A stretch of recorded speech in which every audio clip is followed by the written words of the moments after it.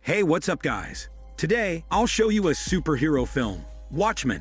Spoiler ahead, watch out and take care.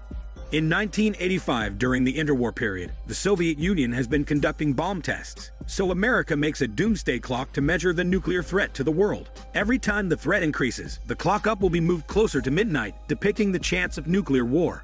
Frequent occurrence of wars in America prompts the funding of the Watchmen Project, a team of costumed supermen in preserving the world's peace. With the help of the Watchmen, the warring and chaotic state ends, and therefore, the heroes retire. But the Soviet Union feels threatened by the heroes, especially Dr. Manhattan, who is a godlike being and has devastating powers. So they stockpile huge amounts of nuclear weapons to guard against America's superweapons.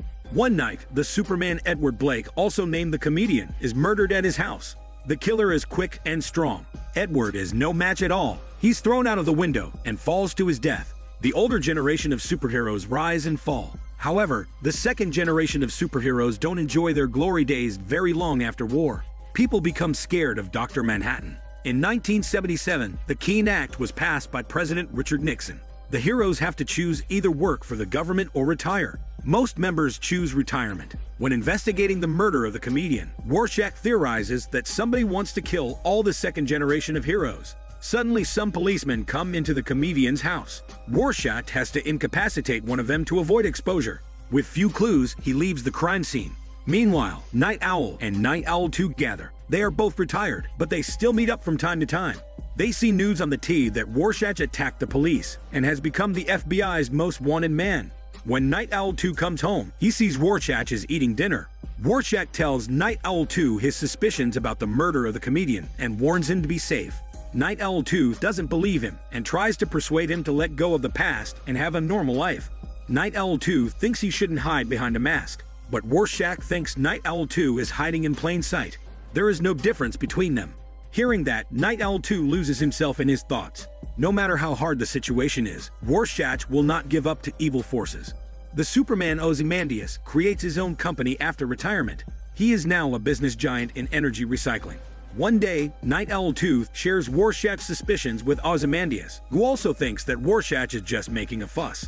That night, Rorschach breaks into a U.S. Army research center, where he finds Dr. Manhattan and Silk Spectre 2, warning them a killer is hunting the Watchmen. However, he is ignored and teleported by Dr. Manhattan. Rorschach feels a sense of loss, being ignored so many times. The next day, the U.S. government holds a funeral for the comedian. His former comrades attend his funeral, including Rorschach. He dresses like a tramp, so nobody can recognize him. People are mourning for the comedian and remember his past. When he was young, he was a playboy. Because of his bad temper, not many people liked him. Long ago, the comedian said that mankind had been filled with desires and has been killing each other since the beginning of time, and it would never stop until the end of the world. Once the nuclear war breaks out, the world will become nothing but dust. When the funeral finishes and everyone leaves, Moloch leaves a wreath. Rorschach suspects that Moloch is to blame for the death. So he attacks Moloch at his home, only to be told that the comedian visited Moloch 1 week ago. The comedian seemed upset at that moment and said that Moloch and Dr. Manhattan's ex-girlfriend were on the same list. Hearing this, Rorschach falls into silence. He would like to know what on earth the comedian had gone through that upsets him so much. One evening, Dr. Manhattan is playing a hormone game with Silk Spectre 2. Somehow his behavior annoys Silk Spectre 2. He keeps talking about work stuff like ionic reaction rather than hormone reaction. She can't feel his love anymore. What's more, no matter what they are doing, there is always a clone of Dr. Manhattan working. Finally, Silk Spectre 2 is upset and wants to break up with him. Dr. Manhattan agrees and lets her go. He is too busy to be distracted. He needs to focus on how to stop the coming of nuclear war. His life is filled with all kinds of interviews and research. He also needs to calm the civilians down. Later, Silk Spectre 2 goes to complain to Night Owl 2. When they are hanging out, they are stopped by a gang of youths in the street. So they both vent their anger by teaching the youths a violent lesson. Meanwhile, Dr. Manhattan is being interviewed. At first, the reporters ask questions about the doomsday clock and the government's policy. Later, somebody asked if Dr. Manhattan would cause cancer to people close to him, because some of the people staying close do have cancer. The reporter then introduces Dr. Manhattan's ex-girlfriend onto the scene. Seeing her, all the reporters surge forward. Dr. Manhattan can't stand this anymore, so he escapes to Mars, hoping to find some peace. He stays alone on Mars and remembers the sweet past with his ex. They met in 1959. At that time, they had a similar job and lived happily. One day finishing work, he returns to the field center to fetch his watch. When he gets his watch, he finds himself locked in. Moments later, he suffered an electric shock and vanished. People hold a funeral for him. Not long after, a miracle happens. Dr. Manhattan comes back to life with superpowers.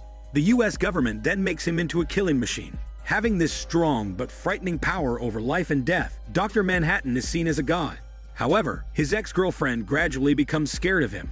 Their relationship lasts until 1970, when Dr. Manhattan meets Silk Spectre 2 and falls in love with her. After Dr. Manhattan leaves Earth, the Soviets use it as an advantage to invade Afghanistan. Now, it is only 2 minutes to midnight. Nuclear war is on the horizon again.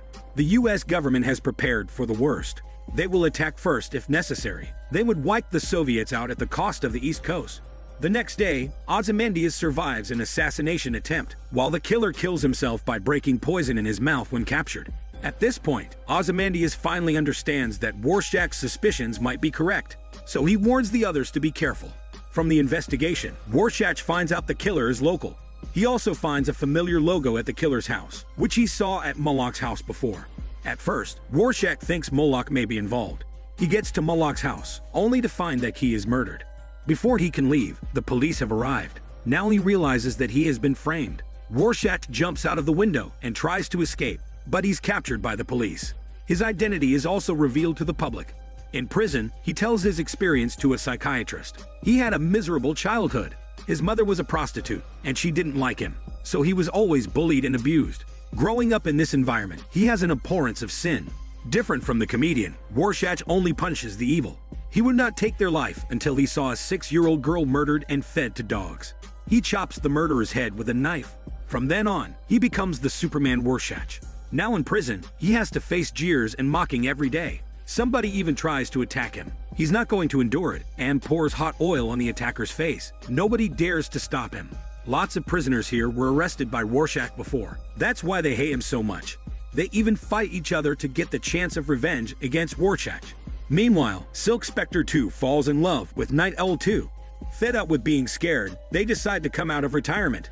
They put on their uniforms and start helping people in their aircraft. They go to help Rorschach escape from the prison. When they arrive, the prison is in chaos. The police are busy dealing with the prisoners, so they get out without difficulties. Not long after that, Dr. Manhattan teleports Silk Spectre 2 to Mars. They have a debate on whether they should stop the nuclear war. Silk Spectre 2 blames him for always seeing things from God's perspective, which is unfair to the lives on Earth. Dr. Manhattan doesn't reply. Instead, he shows her something by implanting memories. Silk Spectre 2 is the comedian's daughter. She can't accept this truth, so she bursts into tears. Dr. Manhattan can't bear to see his beloved suffer, so he decides to return to Earth to stop the war. Meanwhile, Night Owl is murdered by Rorschach's enemy because they think he is helping Night Owl 2, though he is innocent. Rorschach finds out the logo he saw at Moloch's place is the same logo of a company named Pyramid. He goes to a local bar with Night Owl 2, hoping that they might get some information, but nobody is willing to help them. Somebody even says nasty things to them, so he teaches him a lesson. Finally, that guy tells Rorschach that it was Janie that asked him to hire a killer to kill Ozymandias. Then the TV news reports the murder of Night Owl. It happens that the murderer's accomplice is also in the bar. Night Owl 2 can't resist his anger and beats the guy up. If Rorschach didn't stop him, he could have killed him. After Rorschach and Night Owl 2 leave the bar, they slip into Ozymandias' company. They want to borrow some equipment to conduct an investigation. Then they realize something is wrong. Jamie, Moloch, and the killer all work for this company. The comedian also mentioned that Moloch and Jamie were on the same list. If the person who sent the killer to kill Ozymandias is the same one who was behind the comedian's murder, they will not be far away from finding the truth, as long as they can find out who's in charge of the company. From these clues, somebody wants to frame Dr. Manhattan. Night Owl 2 hacks into the company's secret data and finds out the parent company belongs to Ozymandias, who is the one behind all this. Knowing the truth, Night Owl 2 and Rorschach fly to Ozymandias' base in Antarctica. Ozymandias knows that they would comfort him, so he has prepared himself. Ozymandias tells them that he has spent $2 billion on tech-in research to block Dr. Manhattan's vision of the future.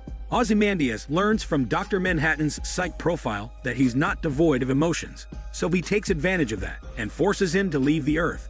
The comedian is the first one who figured out Ozymandias' plan. That's why he was murdered. To avoid suspicion, Ozymandias hired a hitman to kill himself. Then he poisoned the killer.